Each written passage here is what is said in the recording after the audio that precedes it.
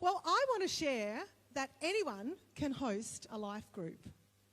I want to make sure that everybody realises that. And what does it even mean to host a life group? Well, if you have a heart for people, if you can open up your place or somebody else's place or go to a cafe, just find a place, you can be a host. If you can arrange for maybe a snack or a drink to materialise, you can be a host. If you can turn on a screen and watch a curriculum, you know, a video series that we will provide you, so you don't even have to think about trying to come up and, you know, think about your own Bible study. If you can do that, you can be a host. Back in the day, prior to this new model, it was quite difficult for people to lead in our small groups. You know, we made them jump a few hurdles. You know, they had to come in and they had to do a discipling course.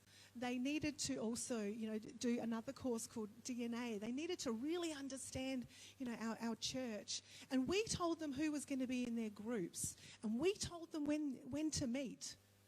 But all of that has gone out the window. And we want to make sure that everybody knows that anyone can host a life group. Now, you might have two friends at work. They may be churched, they may be unchurched. You may have a couple of friends that you meet with regularly after the gym. There could be a couple of couples who just get on really well together. You could be a host and you could facilitate a way to meet together and to be able to go deeper in your friendships, to be able to go deeper even in your spiritual journey as well. And we want to help you with that.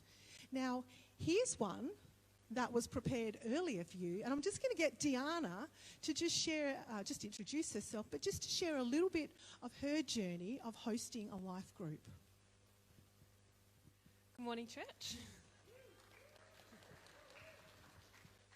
So as Leanne said, my name's Diana Payne. I'm from Wangaratta originally, and I moved down to Melbourne about 5 years ago to do the EDT course, and since have stayed on. I'm now a teacher at Australis Christian College, which our school, our church runs. So teaching primary and secondary classes, which is not the easiest feat, but I really enjoy it and I love it. And as Leanne said, I was part of the old small group model, and we were put into a group of people and got to know them a little bit over a few years, had the opportunity to have a few regulars who kept with me throughout the years. And as it turns out, I really got along with some of those people. So ones like Eden and Jazz and Zoe, go Jazz. We decided that because we were such good friends and we wanted to continue on getting to know each other a little bit more and actually make dedicated time for each other, we wanted to keep on with our own small group. So at the end of last year, we spoke with Leanne and decided to just make our own group. And it's been really great. We meet every week on a Wednesday, and we all know that life can be super busy. We all know that there's so many other things that we could be doing with our time, but I really value and really prioritise this time because we all need connection.